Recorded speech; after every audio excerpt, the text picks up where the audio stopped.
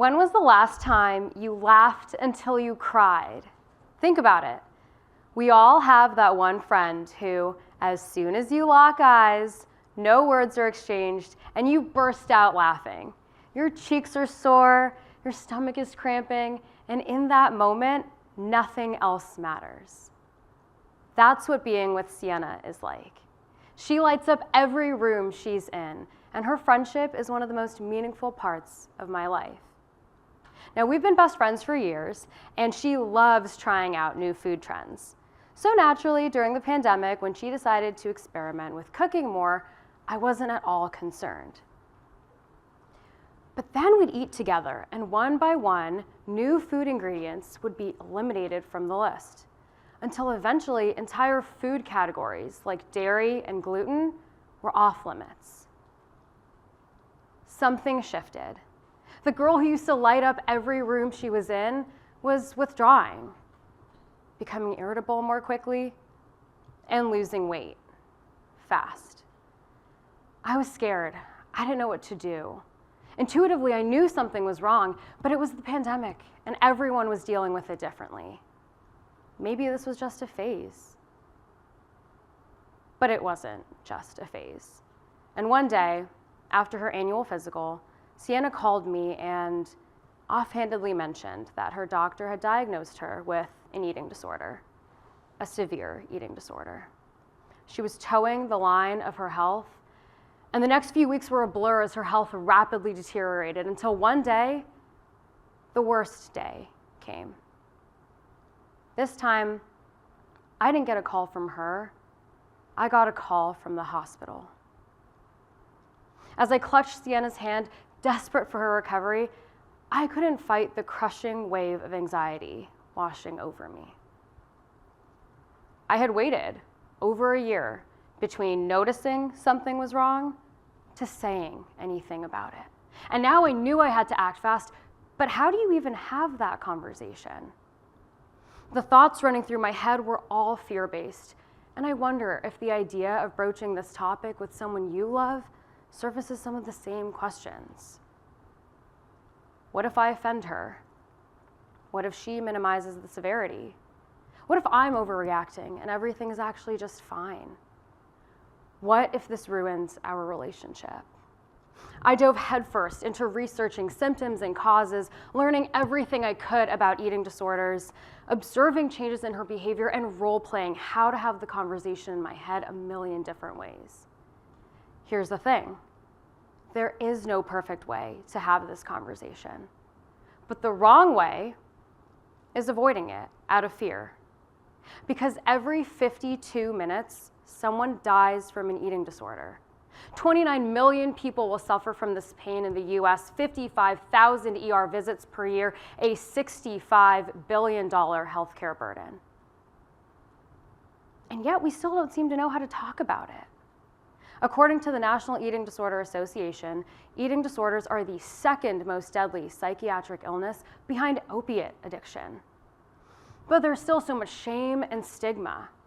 So the greatest gift you can give someone you love is to notice them when changes in their behavior become concerning and to speak to them about it, to create a space where they feel safe enough to include you in their journey.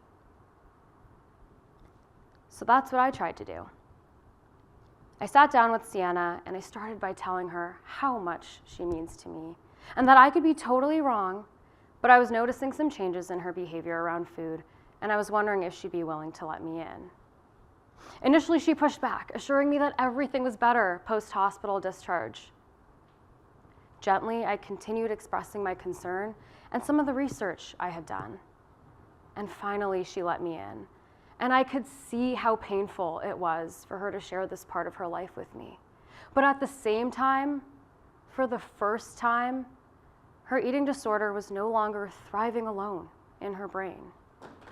Together, we just dislodged it a little bit, shed some light on it. And with that acceptance began her winding journey to recovery. For Sienna, the next 5 years contained some continuous periods of momentum and some that felt like we were right back at the beginning. All of that was progress. All of that was beautiful and messy and inspiring and terrifying. She was fighting for her life, and seeing that fight up close lit a fire in me. Therapy happens 1 hour once a week, but what about the 167 hours in between when people are left to face recovery alone? The day-to-day battle is brutal, and often there's nowhere to turn when the self-limiting beliefs get really loud and the urge to engage in harmful behaviors can feel overwhelming. That's why I'm building Kahani. It's the recovery platform Sienna told me she wished she had when parts of her journey felt really lonely. Kahani is the recovery platform meant to fill those spaces in between therapy sessions, helping people like Sienna find their way back to the joyful, goofy parts of themselves. I want to create an experience that makes recovery feel a little bit more like play, a core part of the human experience. To create little pockets of light along the way, to harness play for healing. Now, I've chosen to apply this talk to eating disorders because this story, Sienna's story, is a part of me. But I am not alone. In fact, 50% of you listening know someone struggling with this pain. So I hope you will go forth with the reminder and the motivation to take action. We all know people who are hurting in lots of different ways. Go actively be there for someone you love. Don't wait for some magic moment or some magic words because they don't exist. But a life worth living, that does exist. And your people need to know that you see them, that you will be there for them, and that you won't give up on them. The hardest conversations are the ones that could potentially change lives and save lives. A few months ago, Sienna told me that I was the only one who had noticed changes in her behavior around food and had spoken to her about it.